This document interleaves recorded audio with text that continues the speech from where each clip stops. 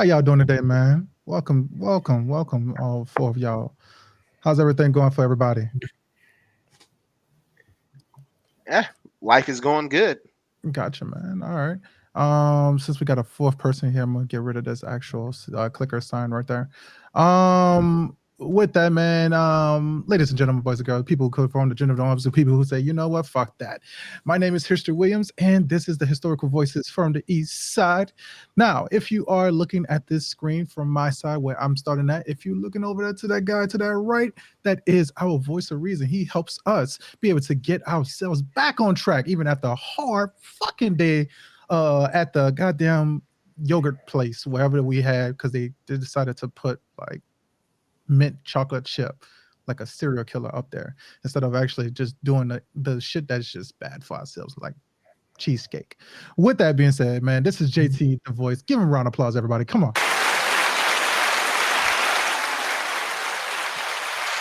And also, right below, this is my next co-host. He is our East Side reviewer. He's our movie reviewer. He takes over the actual movie review and that. This is my co-host, man. Give him a round of applause for Jamel Watson. And last thing, all right. This person is not least at all, man. This is a very special case. We actually have our first graphic novelist on our actual podcast right now. He is actually kickstarting his actual comic book. It's called Everyday Magus. His name is Sean Murphy. Give a round of applause for this man.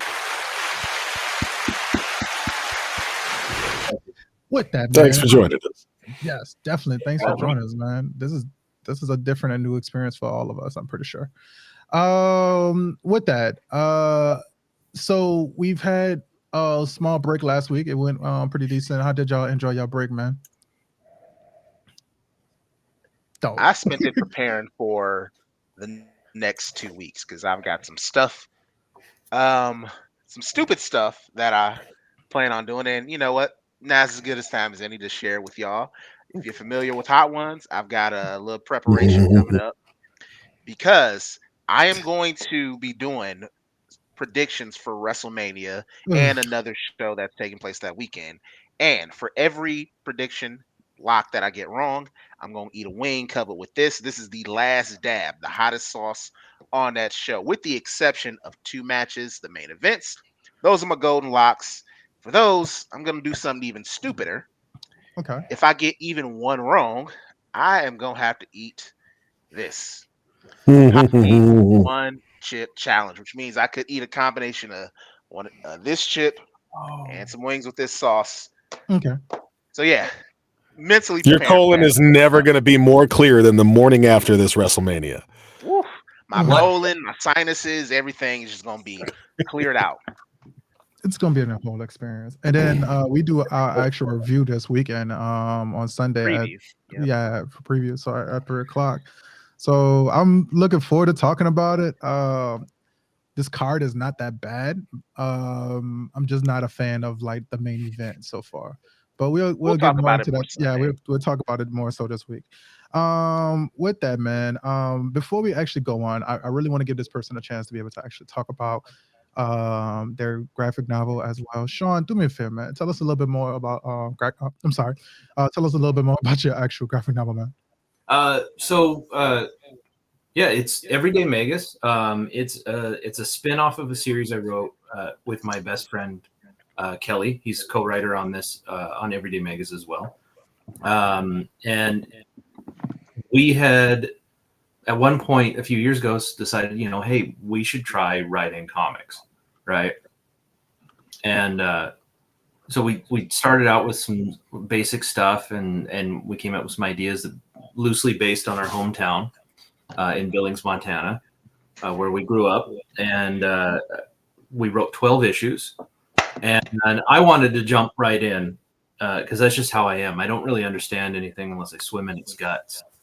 And so I was like, let's start pitching. Let's try and do this. This is a decent story. And he goes, Kelly's much more risk averse. He goes, no, we should start building a body of work. We should spin some stuff off and try to do some crowdfunding and get ourselves out there a little bit.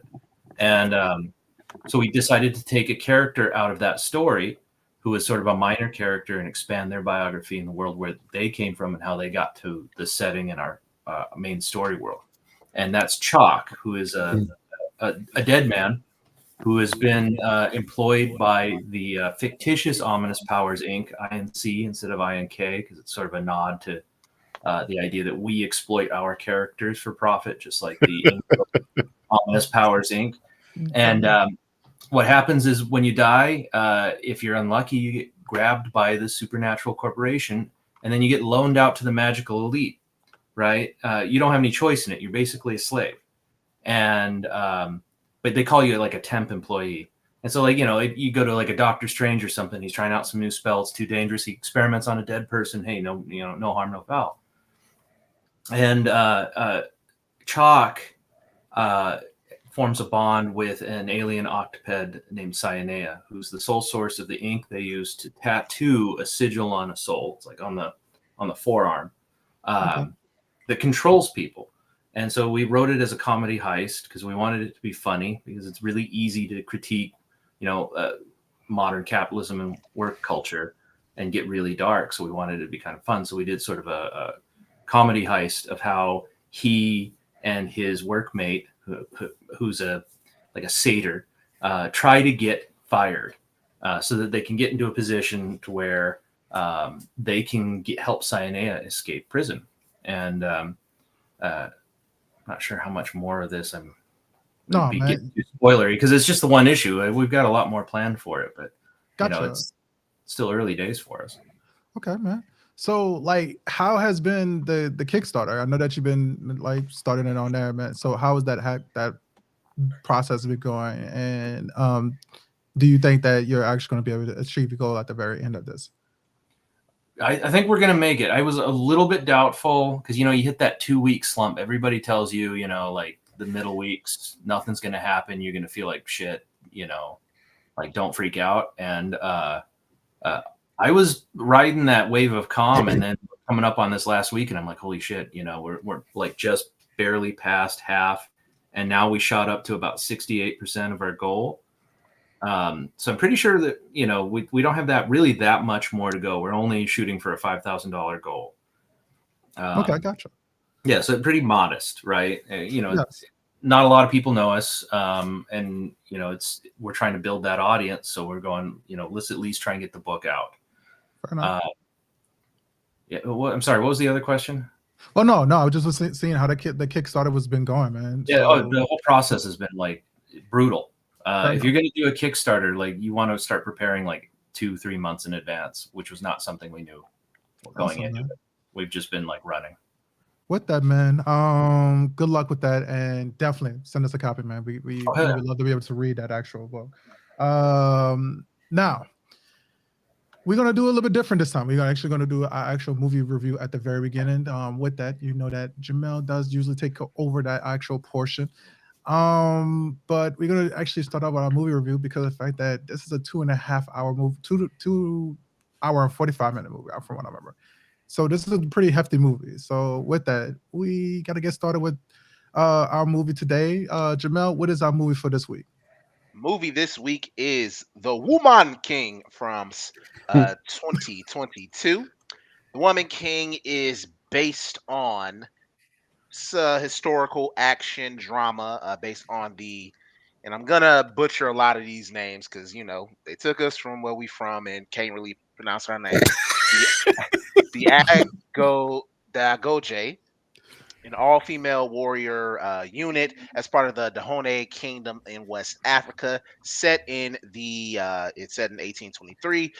The real-life Dahomey, that kingdom lasted from the 17th to the 19th century, but this story is set during a time where we've got Viola Davis. She's starring as, again, gonna mispronounce her names, Nesca. She's the general.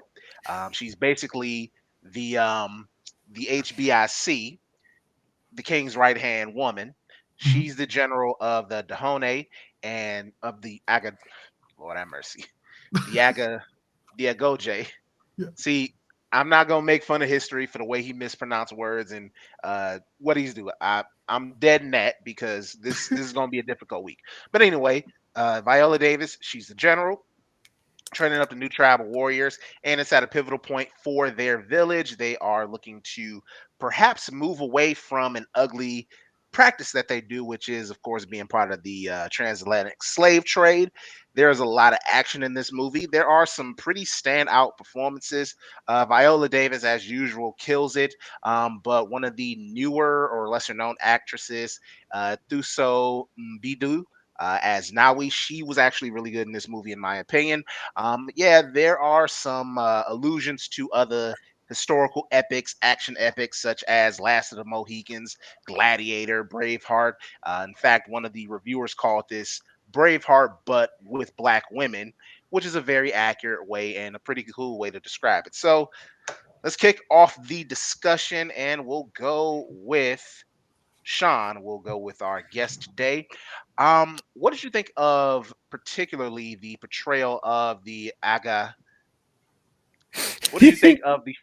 What did you? Let's call them what The the. Dora Let's call them Milaje, should we just call them that since you know how to pronounce it? basically, because You that gonna was put some respect something on that, that's brother? actually been that was God damn actually it. something that I found out while looking up about this movie. Yeah. The Dora Milaje were Agoge, based brother. on the Agoge. The Agoge. Agoge Were women. based on the Agoge. So, what did you think of the portrayal of the Agoge, the Dora Milaje of real life? Okay, so this movie was a trip for me because my first impression was is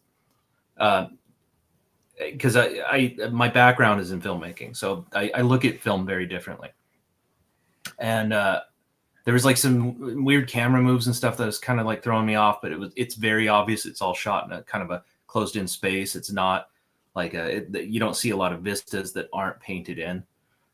So a lot of that stuff my eye picks up, and it always kind of throws me. But I started to think about it as it's not a historical film. It's like a historic fantasy, sort of like Braveheart, which you had mentioned earlier.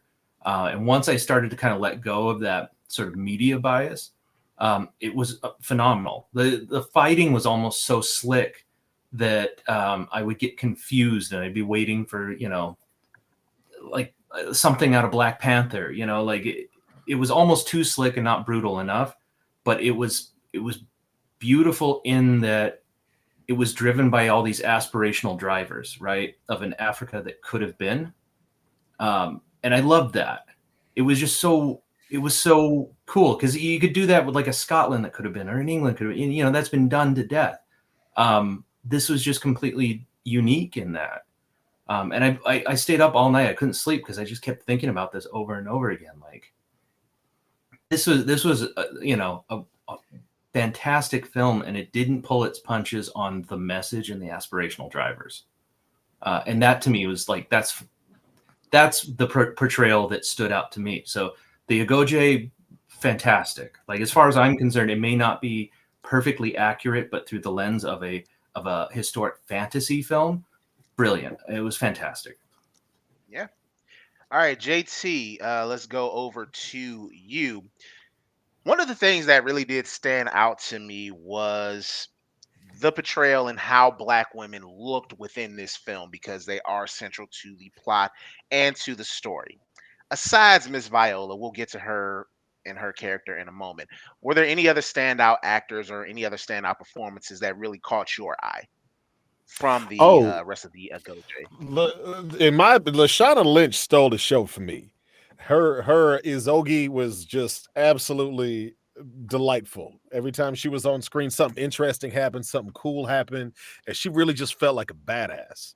So I absolutely loved her. Obviously, Thosu Mbedu did great as Nawi, and everybody who was getting the most screen time really held it down. And like Sean said, man, the movie was made incredibly well. Whoever was the casting director knocked they shit out the park. So I mean, it's really hard to argue about any problems that the movie was crafted with until if you're not bringing in the source material. But from a acting standpoint, everybody blew it away. Sheila Atom as well. I loved her with her little bone shaking. You know what I mean? So just standout performances all around. Hmm. Yeah, I really was blown away Again, Lashana Lynch. This is the second movie within the last month that I've seen where I'm like, oh, okay, this person was in an MCU movie and they clearly were not being given good material because she's also in Captain Marvel as well as she got smoked in Doctor Strange and the Multiverse of Madness. But when she's given some like actual really good meaty material, she can act her ass off. And so I really Hey, enjoyed her she was in performance. No Time to Die. She the new Yeah. 007. She's So been my like girl LaShawn go hard. she's on the rise, and when given again good material, she's fantastic. So Somebody history. call Let's bring Cool J and let him know there's a new LL on the Yeah, scene. bruh. I'm telling you, man. oh man. We need to take a moment of silence for Miss Marvel and the what was it? Earth 702. What was the Earth that they was in? Oh, the Earth that got jabronied out. God, bro, Just Scarlet what, Witch turned Mr. Fantastic into Linguini. She what mouthed Black Bolt. That's horrifying. which is fucking So, crazy. history. From your perspective on this movie, the counter, not necessarily the counter, but the enemy group, the Oyo. How did you feel that they were portrayed in this movie? And in fact, I want to give you a little time to talk about our boy, your boy, the homie John Boyega as King Gezu. Yeah. How do you think the Oyo were in this movie as like an antagonistic group, as well as John Boyega leading things up as a king? I think we had this conversation when I was looking at that group. I think we had this conversation about during Color Purple, and the one thing that we kept saying was that we seen all of the anger towards other black people, but we never seen that Sophia punch on that white man in the middle of the street, and that was hidden from us, and that was taken from us. As far as the Oyo as a group, it felt like they was getting all the heat, and rightfully so. I love the fact that we had them getting all the heat. Obed, Oba, yeah, Oba or Obi Adi. I felt like he was a good villain who didn't have a lot to it himself. I thoroughly enjoyed one part that he said when Nawe was holding Azugi while she was dying, and he looked directly at my man Malik, and he said, "100 for this one, 100 Ryesh for this one." It was like so fucking cold, and so I love the fact that like he was really cold throughout the whole time. I just wish that I would have got a little bit more for him, because you got a little bit of a dialogue from him from like within the first 10-15 minutes, and he really didn't talk after that. It just maybe had a conversation like two liners or whatever like that. I don't know what was the problem with that. I don't know if he couldn't hold the accent or whatever, but it definitely felt like sometimes that I really didn't have no attachment to the evil guy. I think the evil in the bad guy in this movie was a little bit more so the depression and the anxiety more so than anything. Um, but as far as the Oyo as a group, I thought they did that part. They were the easiest way I can say it is they're the zombies in the Walking Dead, but really we're supposed to be worried about the other actual like shelter areas. That's the easiest way to say it. Is the fact that they are a threat out there, but for the most part, they didn't feel like they were the ultimate like problem for the actual Woman King itself herself. Mm. All right, so Sean, back to you. You mentioned that you got the background with film. Is there a standout shot to you in this movie where it's just like, okay, if you have to sell this movie to someone who's never seen it, never heard of it, and they're kind of on the fence about seeing, is there like a standout shot or sequence that you would suggest to somebody or that you would highlight? From this film. What was interesting is I feel like there was a change in camera crew uh, from the scenes that were shot in the beginning of the film, and then scenes that we see in the end, where they're in the port. Uh, in Malik's room, Nawi and Malik, they have a moment. That was beautiful. Like the light was just perfect. It was so well done. Like every time that the two of them were on screen together and sort of like the romantic subplot. Usually, I hate romantic subplots because they are almost never earned, and at least this one they don't end up together. There's something really satisfying in that. They're always Right. shot. Yeah. It's like Blade, where Yeah, well, Yeah. Blade and old girl don't end up together. They exit as friends. I like that. I like Yeah. it when that happens. a nice intimate night. You drink someone's blood. Be like, hey, that was fun. Call me. Mhm. Call me. Right? No, but Yeah. Naomi and Malik, they always shot them with this very beautiful light, and yeah, if I was going to say there's anything that you should watch for, it's that there's like a use of light in this film that I think is pretty profound. Okay. Yeah. JT, history. I want to go to y'all for the same question. Any standout scenes that that you would suggest to someone like, hey, you are gonna want to pay attention, especially when this happens. We'll go to history, then JT. The final scene when they actually seen the original port on fire, and like charred up. You went from like this pristine palace that they made it out to be, from when Malik was walking with Santo. He went from this pristine place and he was like, "Oh, let's go to the city," and they made it look like it was going to be this beautiful village. And then all of a sudden, at the very end, you seen it in chars, and I just thought that was a powerful image. I don't think that it was great for how beautiful it could have been. I don't think that it was amazing for like the shot. Like, oh man, somebody really put some time into it. It was just the message behind it. That's what it felt like. These women took down what could have been the main like space for slave trading. That felt fucking good, and also in a way, it felt like they were burning away their own personal sins of like how they actually were involved in slave trading as well. So it felt like it was a multi-layered message to that scene where those three women were standing there and looking at the charred remains of that the city itself. I don't remember the actual city name, but yeah, that was my scene. JT. Well, obviously that was the same thing I thought of, so I had to start thinking of a different one immediately because that last shot was the first thing that popped into my mind. Uh, if that's the case, then I would say that the daytime fight scene where they were blowing up them fake termite mounds and stuff, that was a pretty fun battle. And sometimes when you're filming those big things, you can get a little lost in the sauce. And during the nighttime fight scene, extended, nighttime scene, it got to some points where I was like, all right, where'd everybody else go? And nobody was there. But that battle in the middle of the day where old girl got knocked out, rolled down the hill, I thought that was just a fabulous fight scene, and I really enjoyed that one.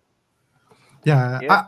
I kind of felt the same way. I was actually stuck between that one and then when you seen them be have all the palm oil and they coming out from the field to actually attack the Maui tribe as well. I was stuck between those two, but I think I'm gonna go with more message than actually what actually was the best That, looking. that last shot that was what I remember the most, was that Yeah, last shot. And I thought, I yeah, was like, that's a good shot. Oh, it's over. Oh no. yeah. That's what it felt like. It did feel like that. I distinctly remember that. Yeah, But it was a I'm good way gonna. to end the film, and I think the contrast to all that burnness, oh, you have such a pretty building, but the inside is all nasty and gross now. mhm, And now it looks like it actually did when it looked clean. yeah, That was quite befitting. yes, Yeah, that's interesting you say that because that's I think that's the theme, right? What was it that Naniska always says, right? That like leadership is that you have a vision to see things that others can't, mhm, right? Like yeah, that theme comes up over and over and over again throughout the film. yes, That's really well done. yeah, Yeah, I gotta highlight the scene. Any scene when we saw the black women oiled up. I always get a kick out of seeing dark skinned women oiled up and shiny like Keisha from Belly, like just glistening. Like it was an excellent scene. Like I love that. The beginning scene where we first see the Yagoje and they're attacking the Maui. I really enjoyed that. The Mahi, excuse me. I really enjoyed that. So now, JT, our favorite, our resident African.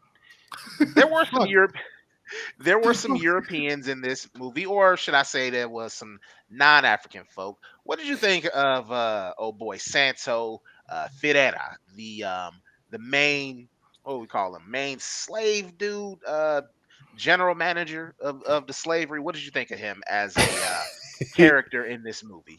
You talking the light skinned dude Malik? No, no, you talking the white Not boy. Malik, the other, the So white boy. so it basically felt to me like Malik was getting dragged around by Santo Ferreira because he was Chicken Georging it up. You know what I'm saying? He was somebody's son.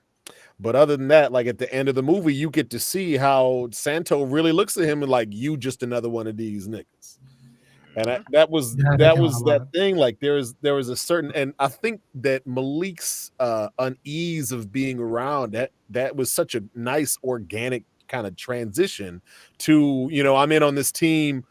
Oh crap, my mom is from here, and then Santo over here doing his own thing, and that kind of goes against what I thought. And so I thought that the two dudes dynamics together worked out really well. But if you take either one away, then it was like a part of the dynamic was gone.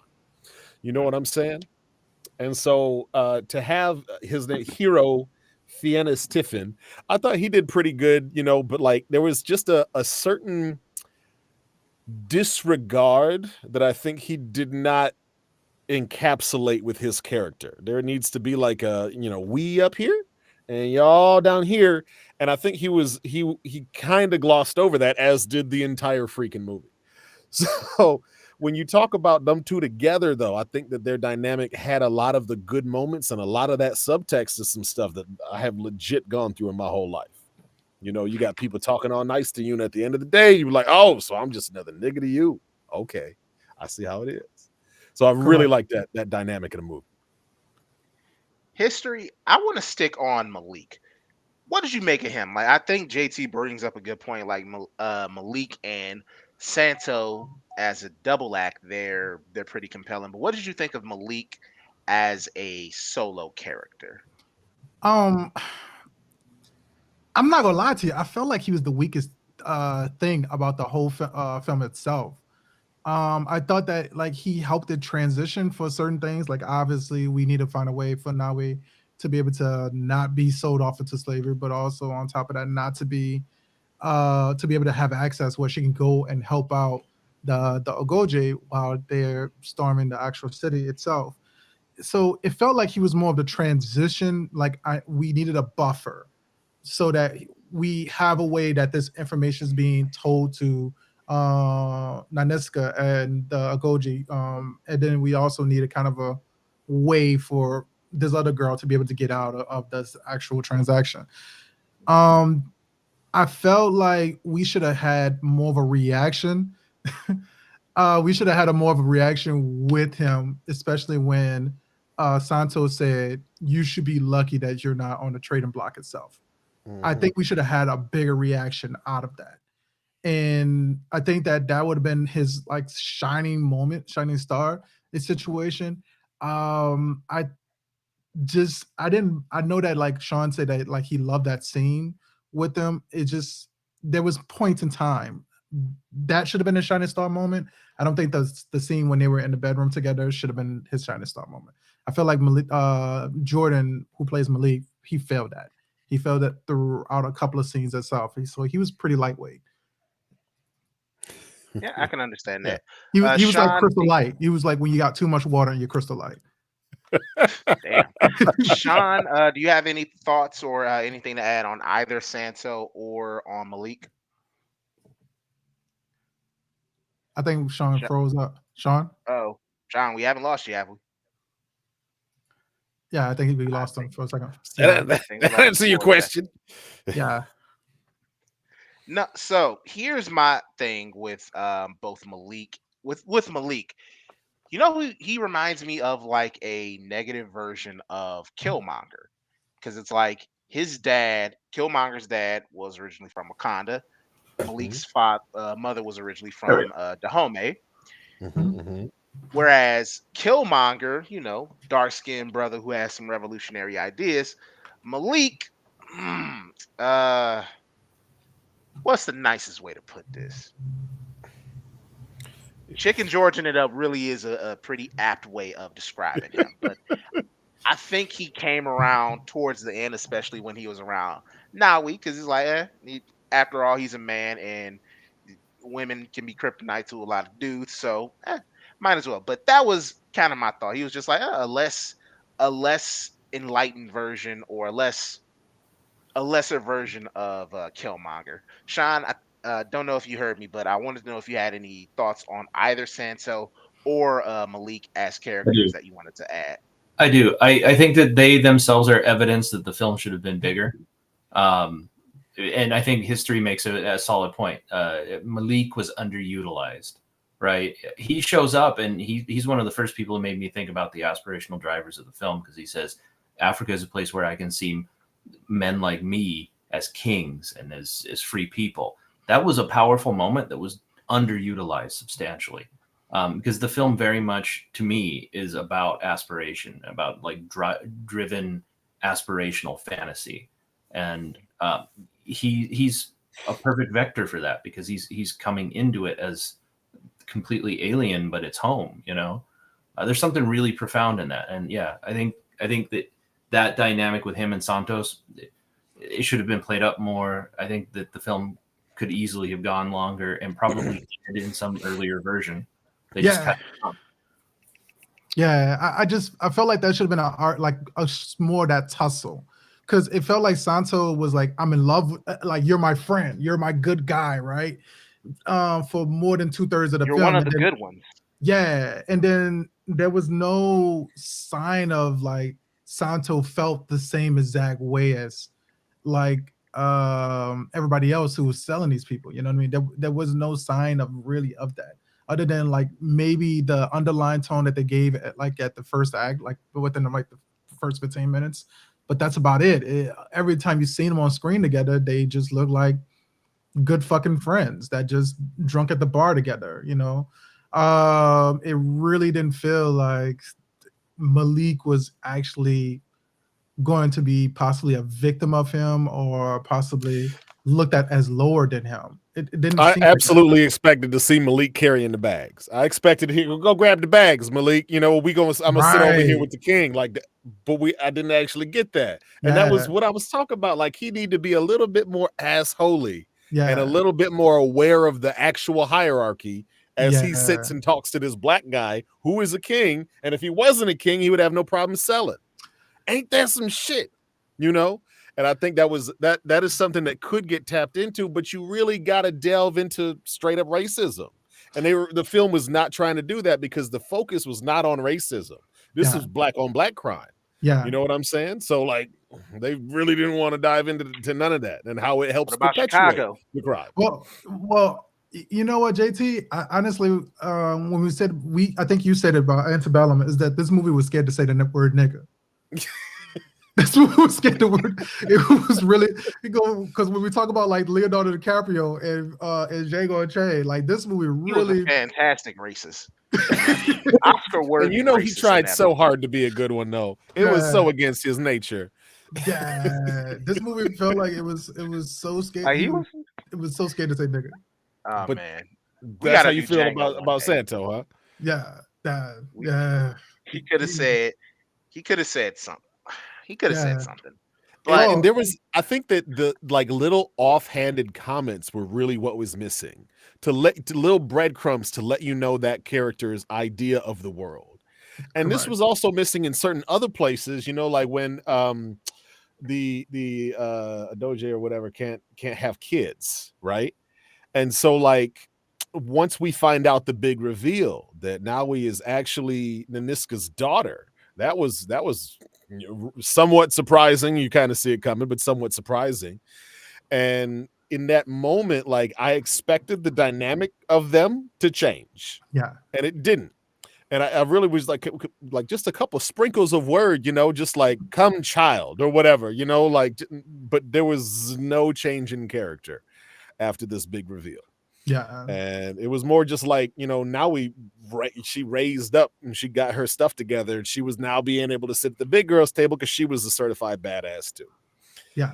But it really Yeah. didn't change the character's dynamic of, oh, you're my daughter. Well, come embrace me. She just got up out the pool and left like, Hmm. as opposed to, mom, nobody's here. Let me get this one hug in this one time. Hmm. We didn't even get to see that.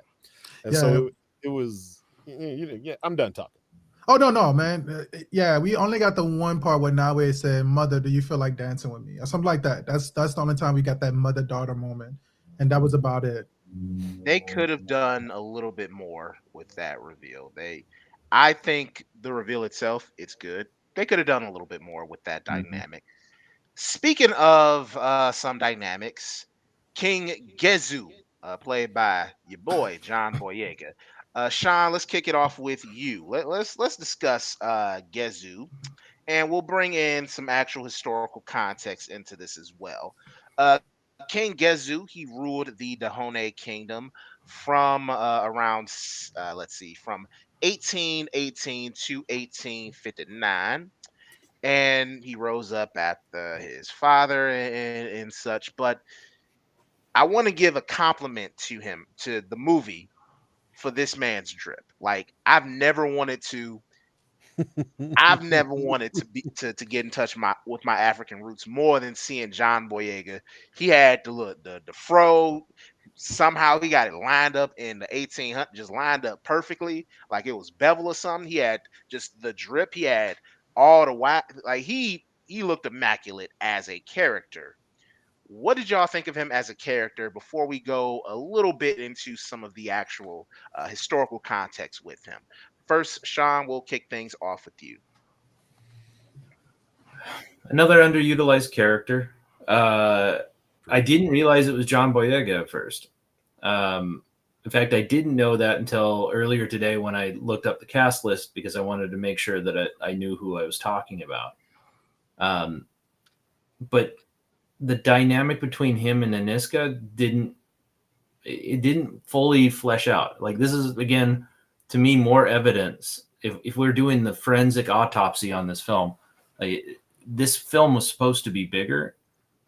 It could have easily been, an African Game of Thrones. You could have had a really long running series explaining the complex dynamics of these characters. They kind of have some throwaway lines, like she fought for him in the coup, and so he respects her. It didn't feel earned. It just kind of felt explained.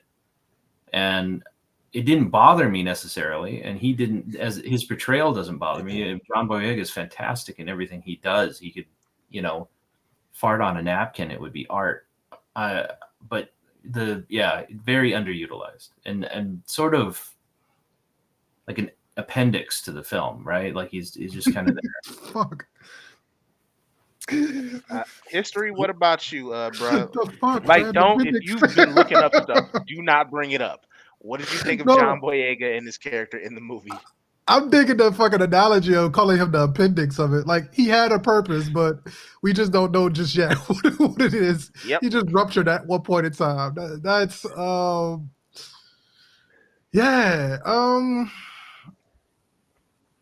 I'm gonna say that I don't feel like I feel like maybe this was intentional.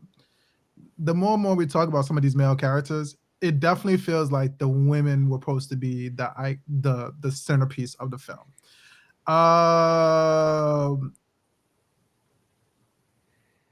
gonna say that, like, the men characters felt like they were just there to kind of translate the message so we can be able to transition to the next fucking thing. Are you So telling let's- me that a bunch of women can't write good men? Oh, damn. We're tiptoeing on some dangerous territory. Oh, I'm not saying that about this person, but I definitely say that at this point, yeah. If you maybe we can say that the men weren't written correctly. I would say that, like, I still had a fucking respect for him though. I still had a respect for him as a king. I still had a respect for what he was building. But I think that what's cool is actually let's go with like John Boyega. I feel like he is like he had a what's the implicit like bias naturally for the Agoge. And he had that natural reaction to Naniska the same way as the people of the village when they walked in, they told him like to not look up. That's what it felt like when Naniska had said something. If you realize that John Boyega, he told her not to go get those damn people. First thing that she do, go get them damn people, and she came back. Oh yeah, you the woman king. I'm gonna let you go. Like, Show enough. Show enough. yeah, Yeah. He put a quick 180 on that. yeah, it Mhm. wasn't. I don't think that he even respected his own word with it because of the fact that I think that the natural respect was already given for those women characters. So I think that that's what plagued it a little bit. Is the fact that like we had that natural like, yeah, mama is not feeling happy right now, so I'm a duck. You know, that's what this felt like. I think especially that part right there, if I could hop in, Yeah. it feels like as opposed to respecting his future partner Yeah. and having a conversation where he's like, I know you're gonna go do it anyway, but I don't think you should. He just goes and tells her, don't do it, I'm the king. And she goes, I'm gonna go do it because I'm gonna go get my girls back. Let's roll. Yeah. And that, that it really made it seem like the king don't know his own right hand and what she gonna do. She gonna lay down for these people. She gonna pull all the knives out for them. So I'm honestly surprised she didn't mention that, that Nawi was her daughter and that maybe could have motivated him. Like, oh, I understand your motivation. Like, I kind of understand that now. But see, I don't think that it would have mattered. I don't think that it would have mattered because the way that, because of the fact that he was slinging on women anyway, and he was thinking about doing slavery. So to keep the peace, his itinerary was to keep the peace and make sure that he's kept power. So I don't think that he would have cared as much. I think he would have respected it and felt like bad, but I think that he would have felt bad in the context that like, yeah, that's fucked up. You mean I was in your fruit basket to make you feel better later. That's what it felt like. So I think that we needed the Nanaske to just walk the fuck away. Sometimes you just need to know, I need to just walk the fuck away because I'm gonna be able to make a better decision than the person that I'm working with in that context. All right. We've already gone to Sean. JT, did you have anything more to add on the character of Gezu in the movie? As far as John Boyega goes, so he, as an actor, I think did a good job. As far as his part, was written, that's the thing I would probably take a little bit more exception to. The name of the movie is The Woman King. I think a more appropriate term should have been The Woman Who Shall Be King, because we got literally 2 minutes of Viola Davis being the woman king and ruling with you as king. And it was very thrown together at the end, in my biased opinion. But the dynamic between John Boyega's wives was, I think, they tried to play on some politics, but they really kind of failed in that response. And that was I'm going to talk about this during the Voice of Reason, but it was the shade that was thrown by the wife was some stuff that I really expected him to put the smackdown on. And we didn't get that out of his character. So in my mind, I'm over here like, oh, you just gonna let these hoes run away with your kingdom, huh? Ain't you gonna do that, Mr. King, huh? Big old bad king. You just gonna let these... But I feel like, in my opinion, I was like, what is he really ruling? That was the biggest question I had about his character. Now, John Boyega also decided he was going to do a Nigerian accent because that's his lineage. And I don't think that fit too good with the movie. Because if the king talks like this, everybody gonna talk like the king. And we got a bunch of different accents in here, and I'm sure Jamel will probably touch on that a little later. It's something that happened with Black Panther too, where they all were just doing different types of African accents. It's just like, hey, can y'all get on the same page? Because like, get a linguistics coach to teach you how to do these things. Forrest Whitaker was doing, I don't know what the fuck accent he was doing in that movie. Like, it was a strip. You must use the strength of the flower. I had an accent in the last scene. You know what He I'm saying? It sound, was Yeah. bro. He sounded like he was in Jason's lyric, having a Mad Dog flash. Like, bro, what are you doing? Okay, but anyway, let's give some historical context to Gezu.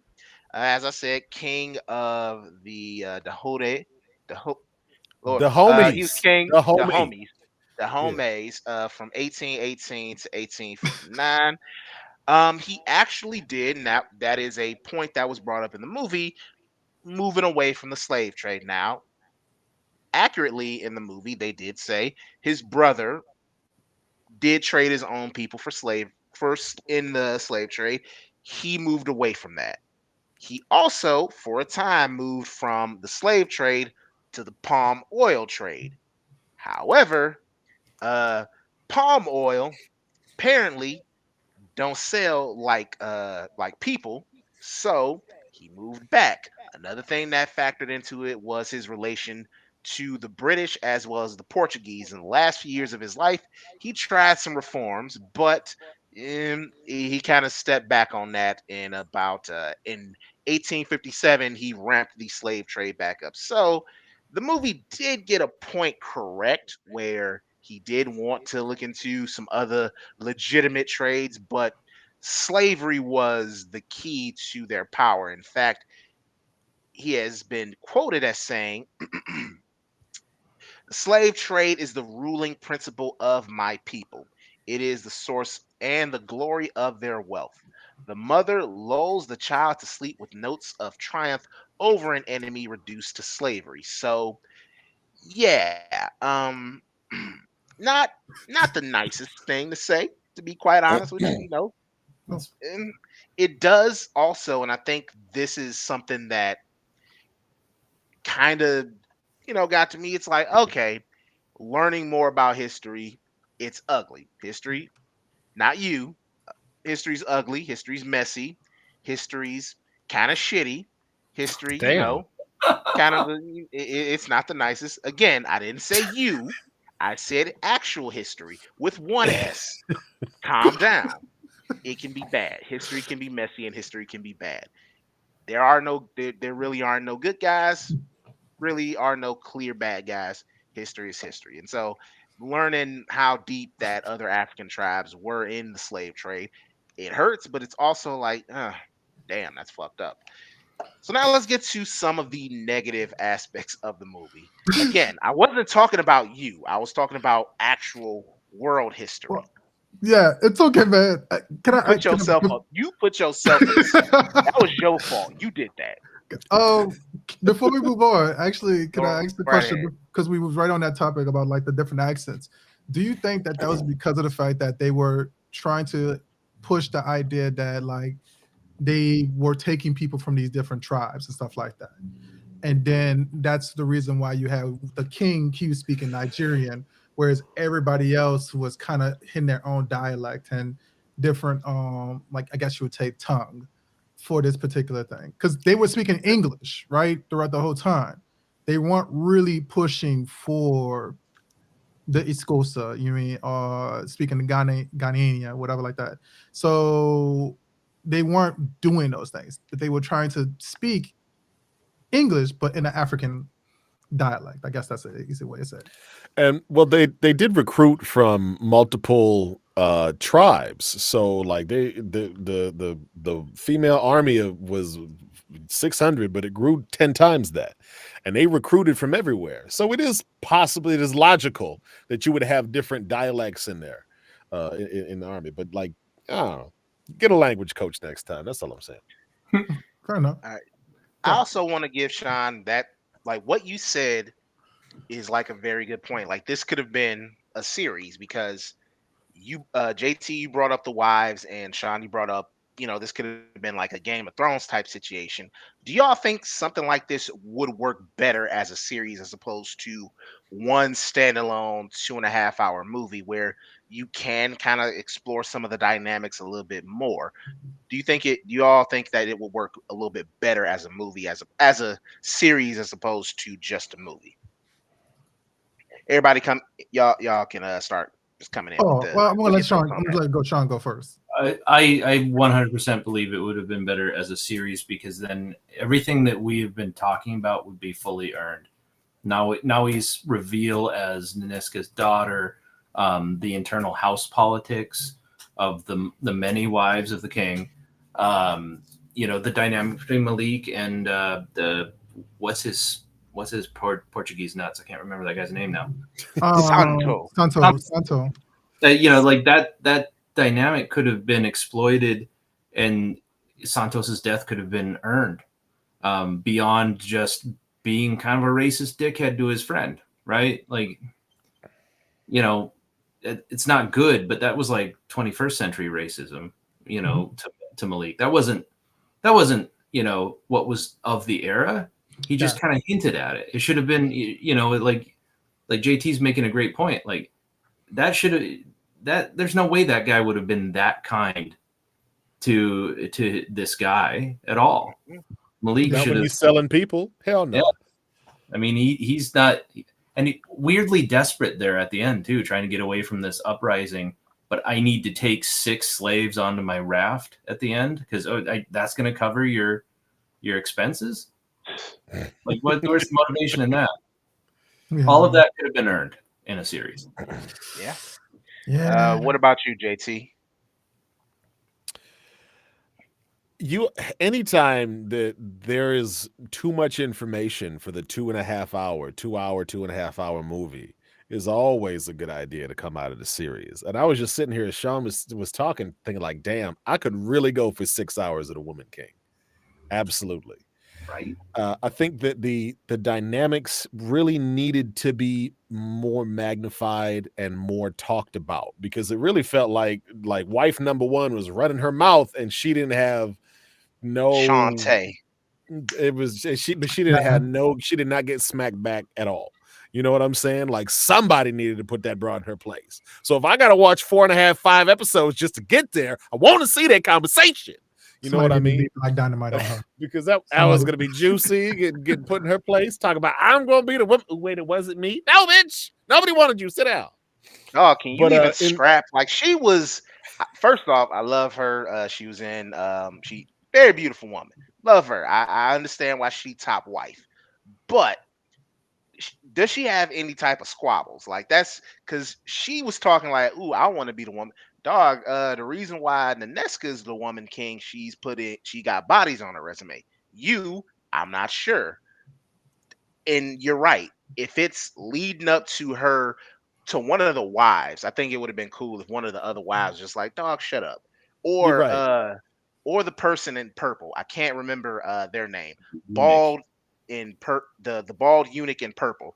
If Ellie. they had, like, if they kind of, set her straight, because they kind of were, that would have been, I would have enjoyed that in a series. But history, go right ahead. Go right ahead and jump in. You Oh you were no, about to man. say- I agree with you. I think that, like, I feel like if we could have, I think that we have gotten to the point where we as people have become more addicted to the idea of long form content like that. So we look at something like the movie The Barbarian. Like, The Barbarian is kind of like straightforward, right? People move into this Airbnb, wind up having something in the basement, right? That feels straightforward. Now, one could argue that it becomes a second episode because we go into a second movie ish with Justin Long's character.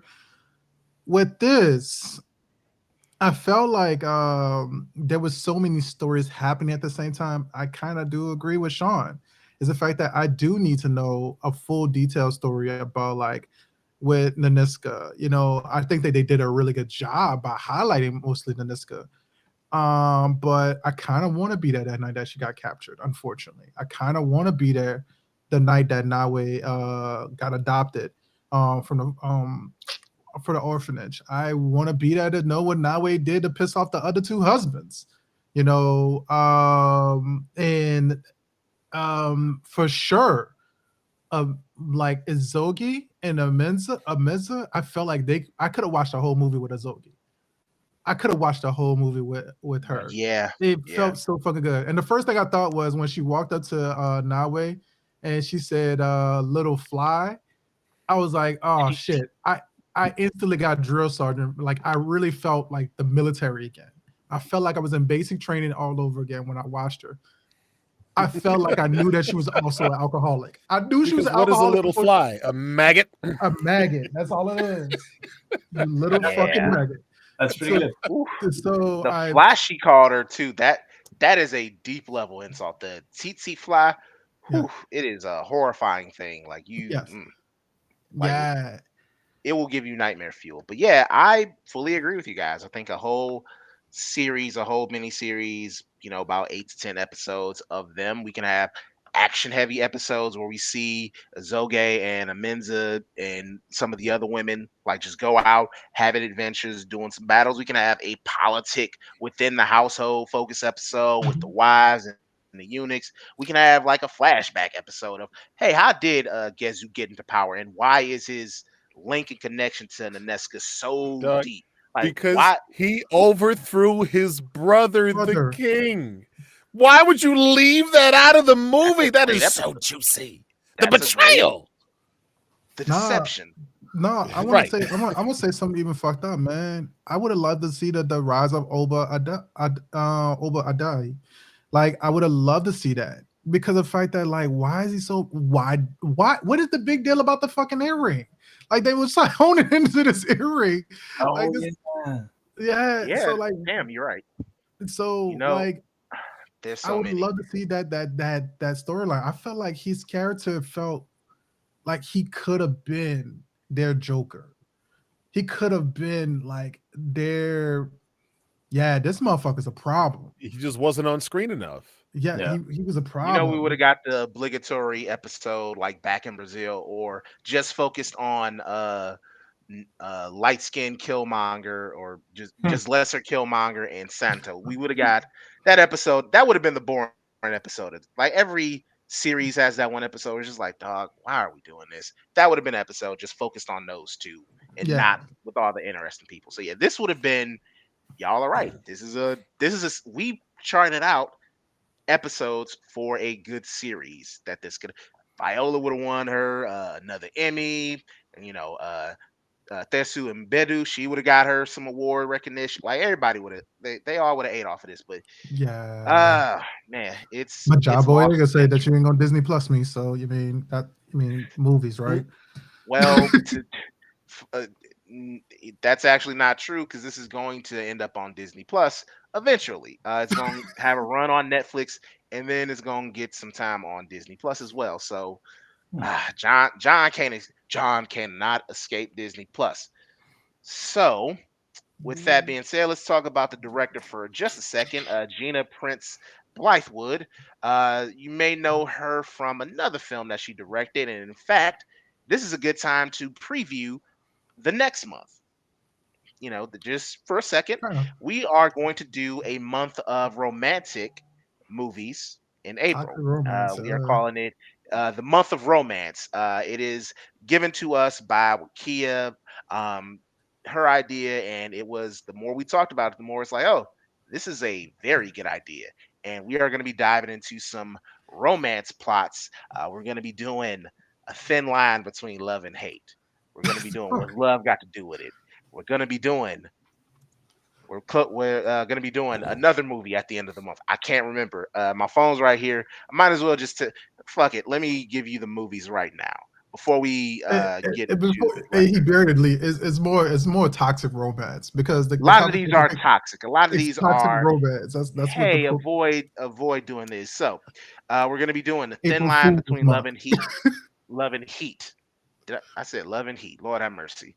Thin line between love and hate. That's going to kick the month off. We are going to be doing What's Love Got to Do with It, the Tina Turner biopic. If you know Ike and Tina, if you know, you know. House Party 2, that is going to be in April as well. And we are closing the month out with Love and Basketball, which was also directed by Gina Marie Prince Blythewood. Yeah, that was her actual big directorial debut. And boy, oh boy. What do you guys think of her direction? Sean, you've got that film background. What did you think of the direction of and some of the choices that were made within the movie? Oh man, where do I begin? I don't want to shit on her because there's a lot of value in her film, but there's a lot of like kind of hacky things that she did too along the way Oh, that just kind of like pulled me out. And then again, this was my whole internal discussion last night watching that movie because I wanted to make sure it was fresh. And I had to just say, like if this is a fantasy film, I can shut off my brain and enjoy it. But craft wise, there was like some weird like when Niniska is like she's like crying because she's crying and goes into the altar and like collapses, and there's this dolly move that's like kind of moves in. It's almost like a pan and scan, like it's just not very intuitive. It doesn't build the world. It's not motivated. Like when you move the camera, it has to be part of like telling the story and helping to establish the emotional resonance of the character. This was just a camera move. It just moved. She walked in and like it made the set seem so fake and crappy. And that bugged me. But her character work, for such a strung together with bubblegum and duct tape script, because it is like on its own merits, not fully fleshed out. Beautifully well done. The character work is fantastic. These performances are absolutely incredible. So is she great with camera? No, but she pulls these incredible performances out of these actors. Admittedly, they are talented people, but talented people sometimes give shit performances. So yeah. Yeah. I have to hand it to her, man. She's probably really, really great and was battling some external bullshit on set or funding or who knows what, man. That's a hot Yeah. seat. Yeah. Yeah. This So if movie y'all, was, of course, d- COVID. COVID. Yeah. It was production began in Africa in 2021. Had to shut down for a little bit when that Omicron popped up, and then it finished in 2022 with the production. So yeah, yeah, yeah. I think that like for movies that are like, that could have been better. A lot of it is COVID. Don't blame the vid. History, JT. What about y'all? What are y'all thoughts on Gina's direction and some of the choices that were made in the movie from a technical standpoint? so I dug it for the most part. I dug it for the most part. I just think that the shiny black people at the very beginning was a thing, and it made it look fearful. I wish I would have kept getting that importance of that palm oil throughout the whole fight, because you seen dudes was like able to grab these women and yank them down and then fucking stab them all kinds of ways. So it made the palm oil irrelevant. The rope also became irrelevant. So I think the things that they focused on, some of it did become irrelevant. I do think that they try to do a wink, wink, nod, nod at the very end, where I'm sorry, at the very end in the middle of the battle, where you seen Nawe tie her sword up to the actual rope itself, and then Oh, also when she hog tied somebody at the very end, and then fucking stabbed them multiple times. But it really didn't make it seem like this was this most powerful thing.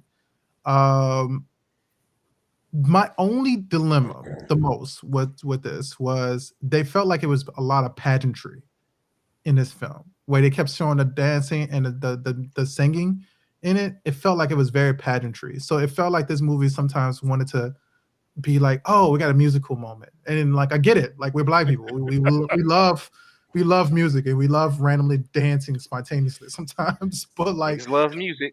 yeah, niggas love music, but like it felt We are making Sean so uncomfortable with our frequent use of it. Yep. there's three of Tuesday. us. There's three people saying it. You know what I mean? And half of our side is saying it right now with us. Half of it. Our African friend JT. So, okay, keep going. History. You were So making a yeah, I point. just felt like the pageantry that sometimes that they put that in there, that felt like it was just not needed. sometimes. So I would let's not go with the technical aspect of it, but scenes that were not needed. The music randomly being there, I wish I would have had that instead of actually just and then having that dance and that celebration be at the very end where she said, "Mother, would you dance with me?" That makes sense, or at I least can see that. show fucking Nazi Naniska looking at them dancing all the time, and somebody mentioned, "Why are you not dancing? Why are you not celebrating with us?" And then when she actually fully dances, now we get the excitement at the very end for this moment. JT, any thoughts on the direction? As a director, it's your job to figure out how to tell the story. You know what I'm saying? So like what we got in this story was a bunch of other stories that were cut off. So imagine it's like looking at a map and you know, you see your route and then you see all these different other ways that you can go, but they just kind of stop.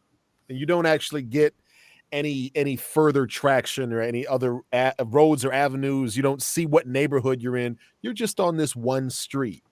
So at times the movie doesn't, I don't feel like this movie built up the area that they were in. You know what I'm saying? It felt like, oh, we got this spot and we have over there and we got the city. And that was it. Yeah, But if you're not this spot and over there and the city, well, then like, what is the distance between these? You know what I'm saying? Like it didn't feel like it was really drawn out like on a map. You know what I'm correct. saying? And like when the king is getting his debriefs and stuff like that, like, no, man, it's a half a day journey just to go over there, and you're gonna be tired by the time you get there. How you gonna fight people if you're exhausted? Well, now this all makes sense as to why he don't want anybody to go do no rescue. But it really just felt like the movie had to be pruned because there was too much content to actually focus on it for a movie, and the movie was awfully long. How long was this mug? Like 2 hours and 30, 40 minutes or some crap. 135 minutes, so that's God dang. 2 hours Yeah. and 15 minutes. 215. Yep. Yeah, Yeah, it's a pretty long film. And by the end of that mug, you know, I was ready to get up and stretch my legs. It's But weird. ultimately, what the movie does is it shows black woman equals badass, and it nails that. yes, Yeah. absolutely. That's kind of her vibe with a lot of her movies. It's putting black women first and foremost in the role. With Love and Basketball, well, ooh, I got thoughts on that movie and that romance, but we'll then that's for April. That's at the end of April. So if there was for me, I think the one of the just kind of a weird thing is Well, time. cool, Like cool. Before time you is before you go, then cool. We're not gonna worry about loving basketball. no, I wasn't Do- gonna say like time with the review. I was gonna say time in the movie. You don't really get a sense of how much time is passing, I especially with needed a their training. montage. Like the montage, they should have montaged it up a little bit more, in my opinion, with the training, because it was just like, all right, how much time has passed with their training? They're mentioning, she always doesn't follow orders, but it's like, can we get a better sense of how much time is passing in between these moments? Yeah, how many times has she not followed orders? How many punishments has she gotten that actually made her stronger because she decided to not follow orders? yeah, Can we get And a this better stuff would sense have of gone into why the they're character nicely friends? How did she Like, earn it? How did she earn it? yeah, yeah, yeah. yeah. by running So faster than everybody else at the end there. so quick question. So you said that she does a good job by like centering black women, and JT said making women badass. Jamel, who do you think was the most fearful woman out of all of them? At least the main ones that they were showing there. All right, Like that's tough yeah, go out of all of them. because it's Who like I gotta, I like, if damn. All I see is Viola Davis. I'll take you here and I'll take you there. Like uh, I'm it's dating gotta myself. be it's mother and daughter. I think Naneska and Nawe are, because Nawe, the only time that she had any kind of softness was when she was with the African Killmonger. Like that was it. Like that was the only, she was basically tough, badass motherfucker the whole movie. Naneska, like it's them two for me. Then it's Amenza. I think she was really good. Like with her spear work, she was real good with it. Like there's a lot. Like it's tough to say who's the baddest of the bad. Like I'm gonna go with just to make it easier on myself. I'm gonna go with Nawi because she was kind of about that action the entire movie, from rejecting the husbands to basically being a smart ass throughout training and talking back. Like I really liked her, so I think I'll give her the slight edge. I'll give her the slight edge. Gotcha. Sean, you wanna get on this action? You know, if I'm gonna somebody that kept standing out to me was Essie Shayna West. Yes.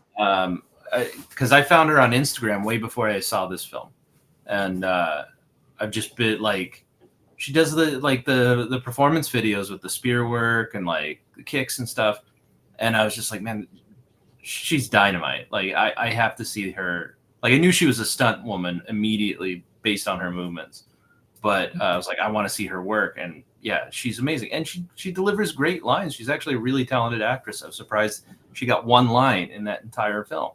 The rest was her fighting, which is her thing. Gotcha. And JT. I'm gonna give it to Viola because wasn't nobody touching her. Fair enough, man. All right. Jamel, Except, man, except for Now- one what? dude for a couple of minutes, but Yeah. Yeah. All right, before we get into the ratings of the movie, let's get. I've got two more questions that I want to hit on before we get into our actual rating of the movie. If there is one scene or one major change that you each could make to the movie, just one, history, what would it be? We'll start with you, Sean. One major change in the movie to improve the quality, in your opinion. I turned it into 6 1.5 hour HBO specials. Besides that, besides that, let's take that because we all agree better as a series. Besides that, what would be another change? There's been a trend with this, man, with these movies that we've been watching. A bunch of them should have just been TV shows. Hidden Figures in this stand out. I would cut the cast by half. Your featured cast by half, and build out the characters that are left. I mean, you could kill them off in that first battle, and then you have a reason for everybody to be hurt and make Naui earn their respect. I think that would do a lot.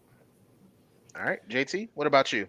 Well, there was 6,000 people in the army, and I don't really feel like we ever saw that many, folk on the screen at one time. And so it wasn't exactly clear how much our Dora Milaje party was rolling deep, but they mobbed deep enough to go handle their business.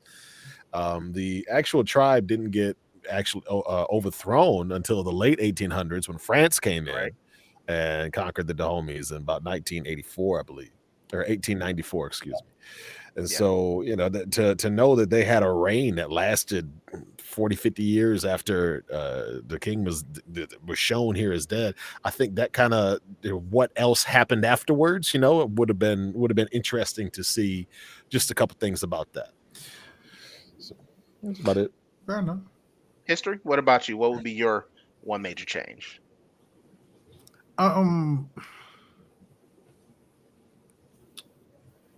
Shit. I fucking genuinely liked the movie, man. So there was not a lot that I can think of that I wanted to change. I think I would have wanted more of a Mensa. That was pretty much my biggest thing, is the fact of like how important a Mensa was being with the kid and shit like that. I wish I would have had more of the Amenza situation. I feel like, and also, well, shit. Yeah. I would have. You know what? I'm gonna take from JT earlier. I would have changed the bathtub scene. I would have changed the bathtub scene. I would have kept most of that part in there, but I would have just had it where we see her be frustrated enough. The reason why she walked out the room, and where did she go? Did she go hyperventilate somewhere else or anything like that? She didn't even go hit up old dude Malik. Yeah. You know what I'm saying? Yeah, I wish I would have seen that shit. How did she get the shark tooth? I don't know. It just felt like that one felt empty. It felt like it was impactful but empty at the same time. So think about it like as a lemon head. Like it's sour, but doesn't really do much to make you feel like it's, It's not going to stop me from having another one right after this. yeah. Like it's not like a sour punch, whatever that warhead. It's not The like those. Like Warheads. I Oh, can take you those weren't as doing like 2 in a row. yeah. Damn, that like you said, Warhead, it already got me. Already got me. You All felt that. right, You felt let's that have too. one last kind of fun question before we get into the ratings, and it's a cast edition. So I'm gonna give y'all 3 actors that could be added to the movie, and give me a yay or a nay.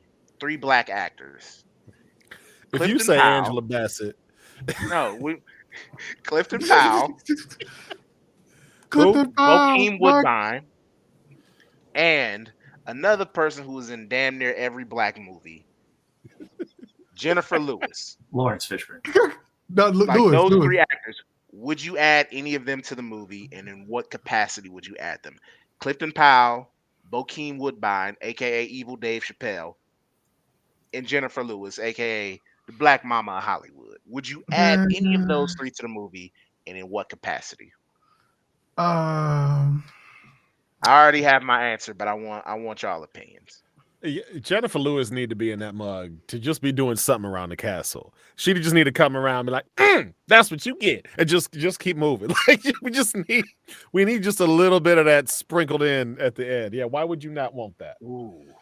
having Jennifer Lewis be like, I adopted you, and this is the things that you give me by treating our guests like having her be the complacent mom. That would have been fucking pretty dope. Having Jennifer Lewis just like play this like, because there got to be some type of complacency to the idea that a woman has to just be married to a man, and that's the only way that they can make a difference, right? So having So you her say said that, add her as like another wife, have her be another wife of Gezu, be the oldest wife. no, no, no, no, no, no, Gezu. no, no, no, because you had the dad bring her to the kingdom, right? Nawe to the kingdom. So having her be like, we Like now we adopted you. stepmom. Yeah, now we stepmom. I think that would have been dope. But if I had to put Bokeem, I would have made Bokeem King Gezu. I think that he would have been a fucking funny as Gezu. He would have been fucking perfect as Gezu. As a matter of fact, he would have been So so much good. better than so much So better than good. John Boyega as Gezu. I'm Because he okay, looked at Sean. I don't wanna, make no see me assumptions over here. You coming over here because you disrespecting are me, woman? you are the only you're the only non-African amongst us. Do you have any idea who any of these 3 actors are? I do. I know Bokeem Woodbine and Jennifer Lewis. The reason I know Jennifer Lewis is because she was very open about a one night stand with John Voight, and John Voight's one of my favorite. When I worked in Hollywood, I met this person's stories. It's not that glamorous a story, but so she kind of gets that vote just because she boned a crazy person. Just But insane. Bokeem Woodbine is fantastic. I mean, like, come on, he's awesome in everything he does. Yes. He's like I, the for me best person to get personally, killed in every movie. I'm gonna be honest. For me personally, I add all 3 in because we're turning this into a series. I- Jennifer Lewis is an old school aga she's an old school member of the Dora Milaje. I have her be like be the old general before Nanesca. Like Right. she trained Nanesca. Like, and she got to be able to cuss. If you've seen Jennifer Lewis in a lot of stuff, she is a world champ. She is the a WWE Universal Champion. Cussing. Her and BB Drake are 2 of my favorite black women who can cuss, and I want her cussing in the movie. I don't even want her to do an accent. I want her to speak how she speaks and just be like, where did she come from? Like, what village did she come from? I don't know, but she's here. The village is called Well, Nenya. I bro. You also could have had no. you could have had her Here's my be like thing. well traveled because they I did talk want about the Clifton. Americas. I want Clifton Powell in the movie because I want to see what accent he chooses. I want him to be for. I'm like, okay, what accent is he gonna choose? Is he gonna go They should forward put to just go the same off Jerry the curl board? wig on him. Talk about, oh yeah, I've been using that palm oil in all different types He's of ways. Pinky. He's Pinky's ancestor. So this is a prequel to Friday. Oh my He is god, Pinky's ancient ancestor, and of course, Bokeem Woodbine. I would have him be if he's not Gezu. I would have him be, since he's good at being evil. I'd have him be either Oba or the King of the Oyo. I would have him in that role. Just be bro. we need both evil Dave Chappelle in some stuff and Oh to my fuck up. But I would add god, all three bro. of them, or Doug, in the could you series, like picture if we're Clifton doing the Powell? series. Could you picture Clifton Powell being the husband that Nawe was supposed to marry? Oh, you gonna just disrespect me like that?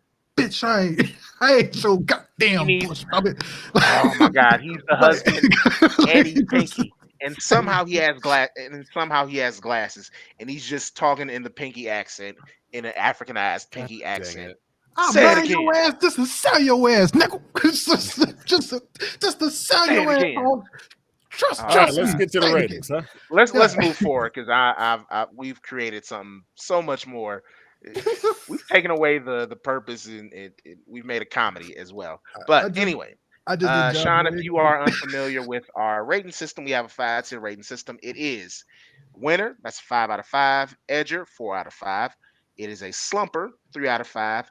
Sleeper, 2 out of 5, and a 1 out of 5 is a dumpster. So we're gonna kick off with our guests. What say you, Sean? What would you give as a rating to the Woman King? I want to give it a 4 because I mean, for all its flaws, I still enjoyed it. And by the end of it, like when they're looking out at the shore and they have their swords on their shoulders, I was just like, man, this is so hopeful and it like it is. It's just it's an aspirational film. It's like, you know, look how badass these people are, how they stand up for this, and how I don't know, just everything about them was just so great. Uh, the film is flawed. I can't give it 5. I'd rather give it 3, but the performances are stand out, so I have to go to 4. All right, JT, what about you?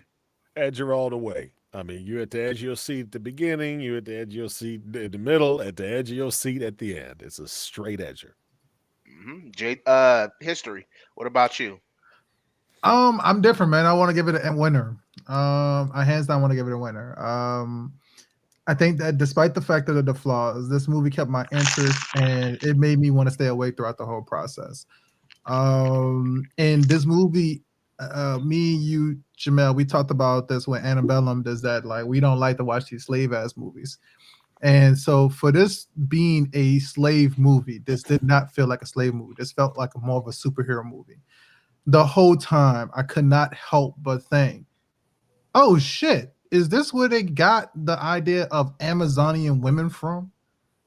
You mean, like, is this the idea that they had when they made what was, I forgot Wonder Woman's sister name, Nubia, I think that was her name. Is this is the inspiration between these things? Because that's what it felt like. It felt like this movie meant so much more for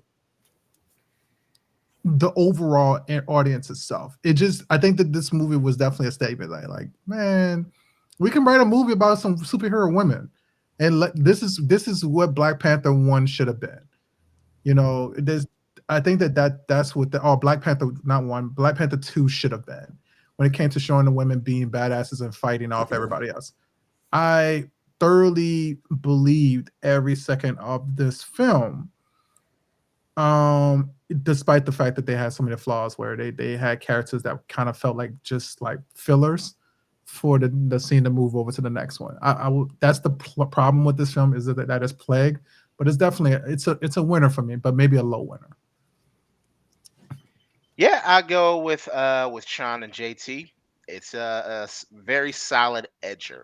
For me, I think the movie is entertaining. I think the goal of the movie is one that's always worth pursuing. Yeah, I enjoyed it. The historical stuff, as with um Hidden Figures, it can be, I always hate it when they gotta add like stand-in characters in historical stuff, because it's just like, dog, just tell the story.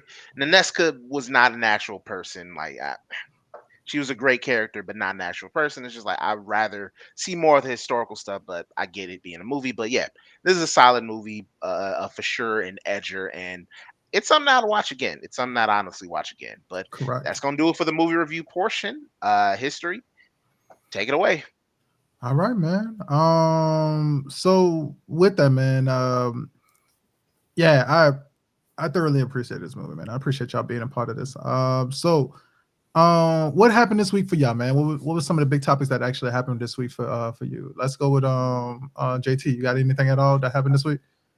So Afro Man is in the news because the Adams County Sheriff Department went up into his house, broke his gate, broke his door, raided his place, and didn't find nothing. So Afro Man takes the surveillance video from his cameras and makes a music video out of it, y'all. His music video go, "Are you going to help me fix my door? Are you going to help me fix my gate?" Yeah. He talks about the whole thing. He's like, "What were you looking for? You didn't find it anyway." Wait a minute. Why are you here looking like for kidnapping? The warrant says kidnapping. Why? Did you find any kids in my CD collection? Y'all gotta watch. The whole thing was hilarious.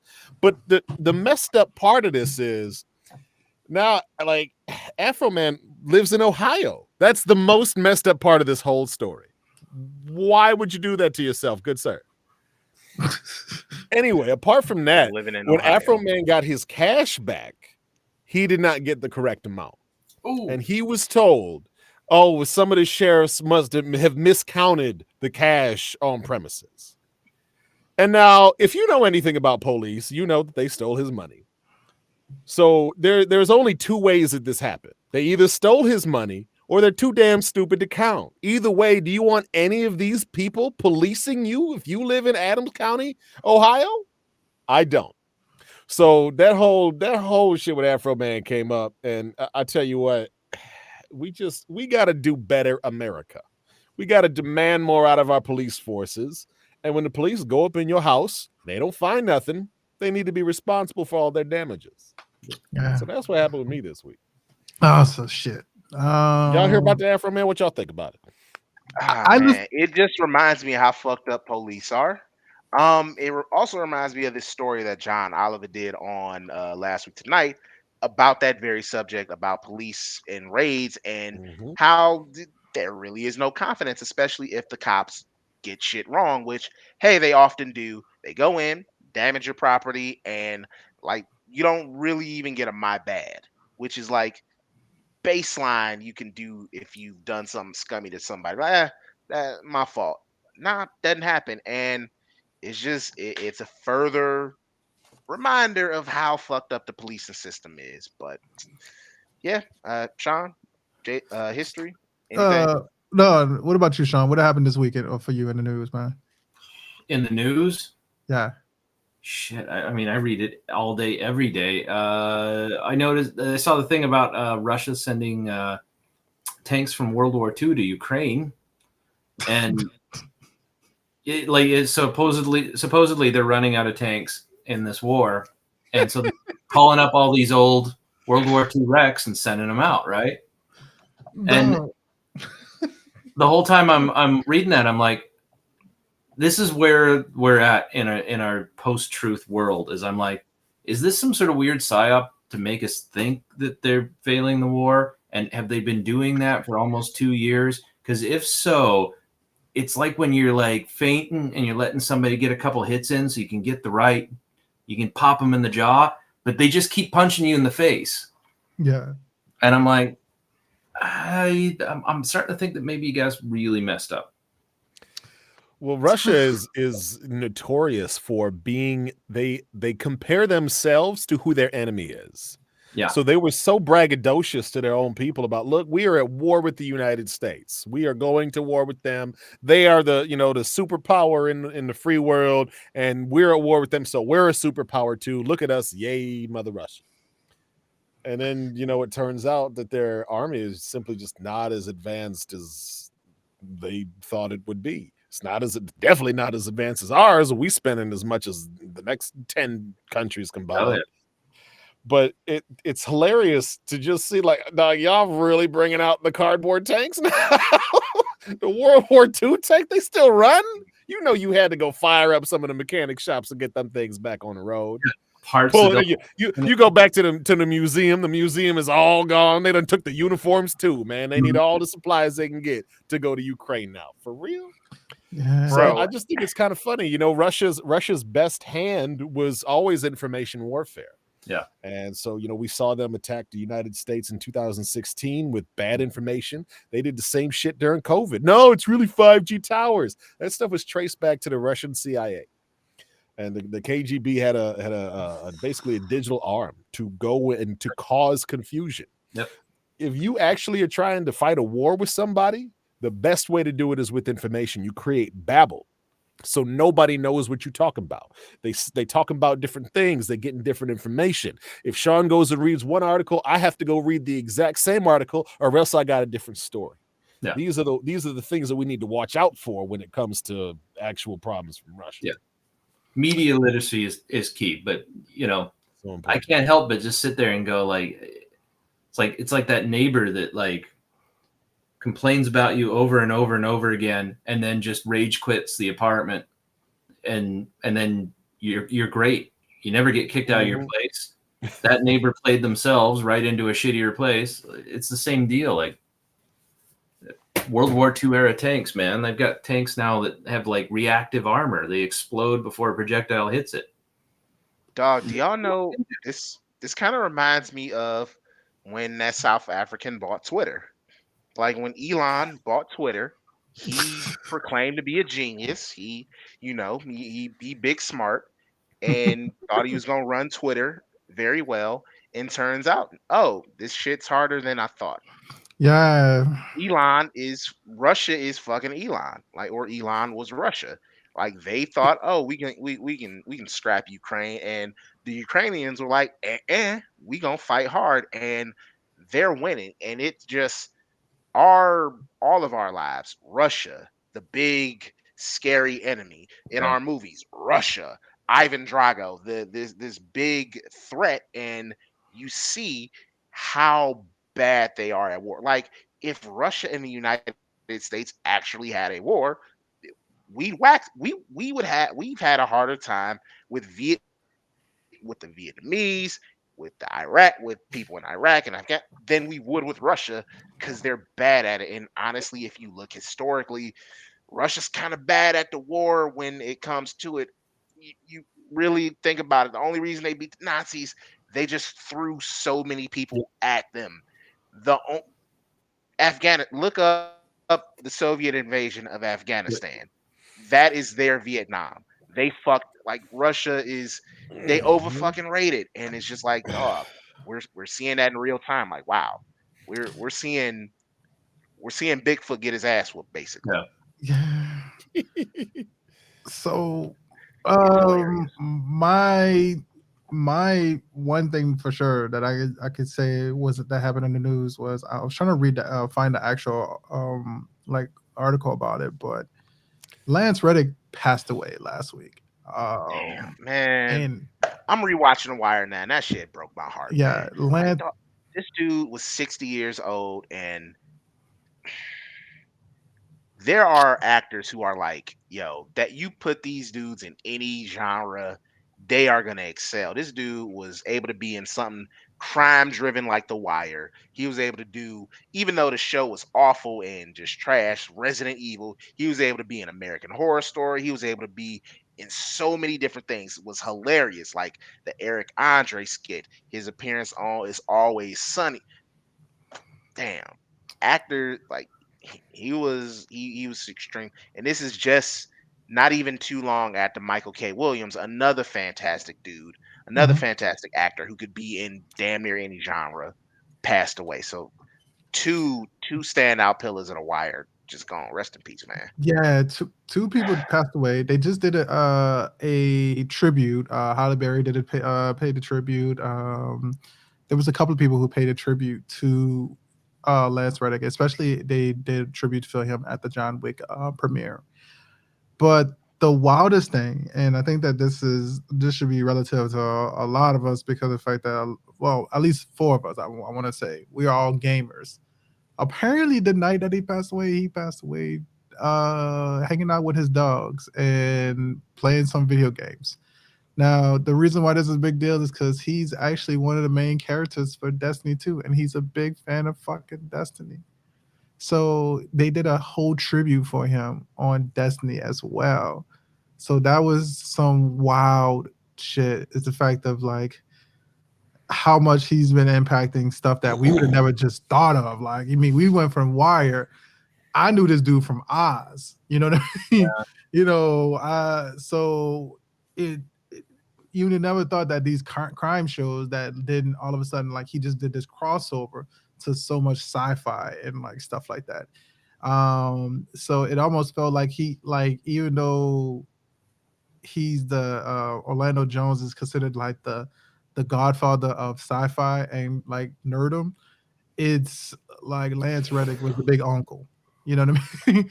So it feels like that. And Lance Reddick passed away playing fucking video games, man.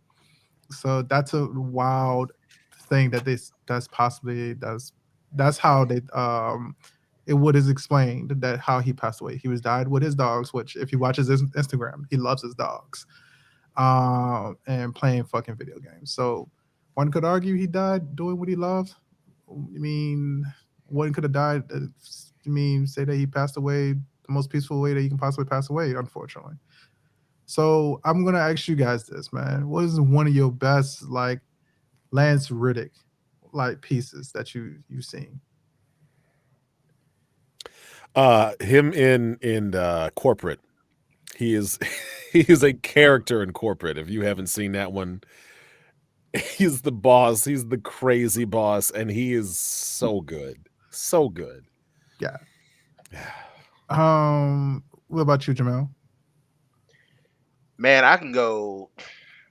I mean, like I just said, I'm rewatching The Wire. I'm in season two, um, doing reviews of that. So The Wire could be mine, but honestly, it's the comedy stuff that really does stand out. Like, dude could be extremely funny. So if you need a quick laugh, look up his appearance on the Eric Andre show. That's hilarious. Look Mhm. up his brief cameo on It's Always Sunny. That's hilarious. And look up his Funny or Die sketch where he is the manager of a Toys R Us, and it's called Toys R Me. And that's pretty hilarious. So, yeah, obviously, if you haven't seen The Wire, go ahead and watch that. But yeah, look up his comedy stuff because dude have range, dude have flexibility. Yeah. What about you, Sean? I'm looking him up right now because I can't remember. I remember him in Oz and I remember him in The Wire. He was in Fringe. Yeah, I didn't that want was was to good. say I didn't want to just say The Wire again, even though like when I think of him, I think of Wire. Wow, he was in White Man Cedric Can't Daniels. yeah. Jump. Yeah. Shit. Yep, he was an Old Boy too, the new one, the not good one. Yeah, he was in a bunch of things. He was in Batman, Beware the Yeah. Batman. He was in a bunch of fucking He shit. just voiced a dragon in Legend of Vox Machina the second season. Yeah, and he He was just on played Rick and Zeus. Morty, like literally damn near every like genre project of the last 20 years. Dudes had a role in. So Yeah. one standout story this week, for me, that could affect some people. It is Twitter, or not Twitter, TikTok. Right now, Twitter, or shit, TikTok. TikTok CEO has been testifying in front of Congress, and Mhm. Congress, the U.S. government, the feds might be getting ready to shut TikTok down. Um, they were grilling old boy for hours. Basically, you asking him, "Hey, is TikTok is it led by the Communist Party in China?" And dude kept saying, "Nah." Kept asking the same question, and it really wasn't like they were trying to get to the bottom of anything. It was just, all right, let's waste time. One of the people who was questioning the CEO actually was asking some, like, there were a few legitimate questions about the platform and things like that that were being asked, but somebody brought up, TikTok leads to dangerous trends by teenagers, and it's just like, dog, Yeah. have you not seen teenagers before in life, period? even in the 70s, teenagers found ways to do dumbass shit because teenagers at their heart are fucking stupid. We've all been teenagers. We've all done Yep. dumb shit as teenagers.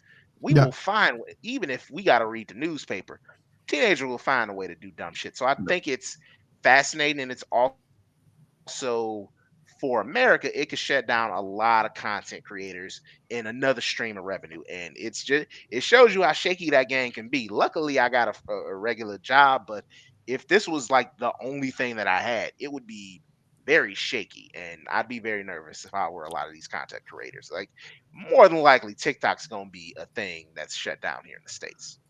And TikTok itself, like the way the app operates, it can change how the app operates on the fly without your concession, without you approving of it.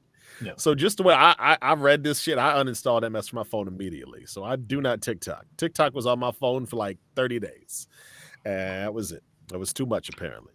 But there are real dangers to the app, because the app can, like, you give permissions over to your phone to do whatever, and sometimes you be like, why is my phone spying on me? Yeah, that was Facebook, that was Instagram, that was Twitter, checking your microphone, see what was up. Yeah. What are you listening to? How you got the Woman King in the background? Thanks for letting me know. Oh, what's this on your Wi-Fi, huh? So you got a bunch of Bluetooth devices, some speakers, PlayStation. What's up? These are the types of things that can be reported.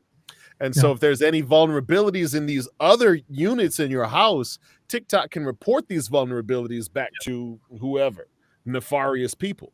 And so if you actually keep track of the money, that there is a lot of CCP, the People's Communist Party, basically China, there is a lot of that influence going in. And Twitter and TikTok CEO is sitting up over here talking about, oh, well, we can guarantee we give these 4 promises and everything is good within these promises. But at the end of the day, most people do not know. And then if they do know, they downplay the actual risks of having an app on their phone like TikTok. But I take cybersecurity quite seriously. But this is the kind of stuff that Americans are consuming in an alarming rate. And especially something like teenagers. The last thing teenagers need is more stupid fads to hop on. Okay? They don't know how the real world works. And when you get on TikTok, all of a sudden you see a bunch of people who are better looking than you, who are in better shape than you, who are having more fun than you, who are doing new things that you don't know about. And now you go out and you think, oh, when you look out the window, that's the world out there. It's just like on TikTok. No, the fuck it's not. Young buck, you need to calm your roll, because this is not the real world. In China, if you actually get on TikTok as a child, then they give you things like science facts or mathematics. If you get over here, you get stupid chickens and dumb fads. And the whole idea about that is an information attack. It's giving Americans bullshit to consume when they're keeping the stuff that could actually be useful and practical. Imagine if you had TikTok that gave good information and good news and uplifting stuff to you every day. That could be useful. That's also in their control to do. And they'll do it for China, but they won't do it for Americans. I'm off. I mean, no, that's fine. No, that's dope that you can feel that. I just think that the idea that we can't control what a person decides to consume, because PBS has been around for a while and everybody can get it for free. I mean, it's not one of the highest rated. Sesame Street is behind a goddamn paywall on HBO Max. Yeah, they moved that. PBS, even though that was publicly funded. Yeah, PBS is still there though, man. And I mean, that's why is Sesame Street publicly funded. I mean, and going now into like fucking HBO Max now. So apparently there's not a demand for that. And we have been like a culture of like fluff for a long time. And it's kind of wild that we live in a world where TikTok trends are some of the the most headlining news for a lot of these stations now. So you see these trends for like smacking teachers and shit like that. Those things are definitely becoming a trend, but realistically, what context would it do for that person in real life? So I don't disagree with you, is that like, hey, you could be doing better with your content, but at the same token, at the same time, I could sit there and say that like, in the 90s, watching fucking comic book movies and playing Mortal Kombat, you were supposed to be a mass murderer and a shooter. And also on top of that, You was gonna be lazy living in your mom's basement for the rest of your life. So I say this with as much love. I do think that we there the platform of TikTok can still exist there. I just don't think that we should be having to worry about our fucking cybersecurity. But at the same token, Facebook has been still around and doing fucking amazing shit by buying buying up fucking platforms and making it seem like we teaching the world with Meta like for the past 2 years at least right now. So I got um two go ahead. points that I wanted to say. Like one, JT, you do bring up a very fair point about TikTok and how Americans consume it. You know, we don't learning isn't really our goal anymore with some of our entertainment. Like really think No, about it's this. not. Remember the learning channel TLC used to Yeah, have a purpose of actually teaching people. Now you got shit like MILF Manor on TLC, which if Honey you Boo Boo. I've seen highlights of that show and it's just like, look, there's two of them MILFs on there that's worth a damn. One of them is one of the black women and the other one is a lady named Stephanie. How you doing? But it's just like, dog, what are we doing with this channel or my 600-pound life? Discovery Channel is been corrupted for years. Yep. Animal Planet's been corrupted. History Channel barely shows anything that's history related. Um, I know I could be Bravo so easy on her. Bravo as a channel used to be when Bravo started, they used to like do like actual stuff that would make you say Bravo, like opera related stuff and like play like shit you wouldn't expect. But then Bravo became the home of reality shows and the Real Housewives. Really, the only of them 90s networks when cable popped off, where it's like, all right, let's get a niche. It's HGTV and the Food Network. Food Yeah, Network, still about food. HGTV, still about houses. Everything else has just been corrupted. And so it's like anything that does have a good intention, it can always be corrupted and poisoned. Whether that's Facebook. Mark Zuckerberg started Facebook so he can holla at girls because he's a fucking android and doesn't and he needed to get that upgrade. And he stole the idea too. That was the purpose of it. Twitter True. was just putting random shit on there, but then that got corrupted. Everything eventually gets corrupted at some point. Because of Anything money, good. because of greed. And that's the problem with capitalism. Capitalism is going to go to whatever makes money, even if it don't make sense. And yeah. then it's going to try to build on top of the shit that don't make sense, wondering why it's going to fall over. At the end of the day, when you got something to stand on that you can stay standing on, that is immensely valuable. So if you got the Home and Garden Network, I had one of my boys, Gritty to Pretty. Shout out to Jeremy Cole, old Kalamazoo mogul in the making right there. But he got on the HGTV with his show about restoring houses because it was relevant to that. But you can't tell me what's relevant to Bravo. You can't tell me what's relevant to TLC anymore because they done flew off the rail. They started looking at, oh, well, if we do this crazy stuff, man, tons of people are going to tune into crazy stuff. Put some extremely fat people on there instead of just getting them help, putting them on The Biggest Loser. You're going to sit up over there and make fun of them, how they can't get out of bed and they got to have help. That's foul. Yeah. But that's It what is. people seem to like. But that's that TikTok ass generation shit right there. You know what I'm saying? And like PBS is still around, y'all. You can still go on the public broadcasting network and consume news and information and TV shows that are going to learn you something. This ain't no Kalu or whatever. You know what I'm saying? You can watch some Arthur and get some information about some real shit, some real situations and subjects. So y'all bring Yeah. back PBS. That should be one of your go-to networks. Yeah. John, you got anything? You know, I don't know. It's gonna sound like old man yelling at clouds, but No, you good, man. Love you it. know, you don't want. I did lots of stupid shit. Oh shit. Dropped the TV off a parking garage one time. The I'm not Chinese have hacked. sure where, but like just dumb shit. But you don't want kids to do dumb shit, then put them in a library, man. Make them read a book. There's a lot of shit to do in the library now, man. So yeah. But that's the thing. Like kids aren't reading books like they used to, and I mean it's pretty easy to say. Like I live in Portland, so it's like book people everywhere, and Yo, anybody Best still there? Look like the stream done stopped. I'm We still good, bro. We still going, man. You know, Ah, shit. now you switched. Yeah, the stream done stopped. The stream is fucked up. Nightcrawler. All right, we're gonna let him reset and That's then come back in. So I mean, I think that like people can utilize a lot more shit, right? They can definitely utilize more shit. So such as just like, for example, we was talking about PBS and everything like that.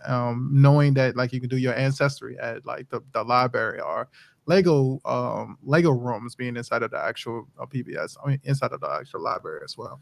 So there's a lot of shit out there. It's just the fact that we don't have access to that shit for some reason. So there should be a better system for that. But at the same token, man, I don't know if one can say what's entertaining for another person or what's exciting for another person or not. With that, we can say is this. Sometimes we go through some weird and some fucking struggle ass shit. And we need to be able to actually decide what's going to be left and right, up and down. So we decided that we're going to turn to the voice of reason to be able to actually make the correct decision and make sure that we decide things based off of a rational decision, what's emotionally and morally the right thing to do. So with that, we turn to the voice of reason. So JT, what's this week of voice of reason for us, man? So I wanted to weigh in on Angela Bassett a little bit. A lot of people were mad that Angela Bassett got passed over for the Oscar to Jamie Lee Curtis. But Everything Everywhere All at Once is obviously extremely popular. But it got me thinking. I had somebody interaction with somebody on Facebook, and they were complaining about Jamie Lee Curtis, talking about how she didn't deserve the Oscar. Da da da da da. Angela Bassett been here the whole time. I was reminded that Black excellence is about shining, not shade. And one candle does not dim the light of another candle. So when you out there shining and you see some shade, congratulations, you found your stick in the mud. Mm-hmm. I think you need to go read a book this week, y'all. And if you like comics, there's a great one out called Everyday Magus. You can go out there right on Kickstarter and go find that Everyday Magus comic issue #1. If you go Google that, it will lead you right to the Kickstarter for it. Check it out. It looks absolutely intriguing. And please give our guy Sean Murphy there some love. Help him finish his Kickstarter out strong. Please, please. Awesome sauce, man. Y'all stay dope, stay amazing. Y'all keep making history. Peace. Take it easy, guys.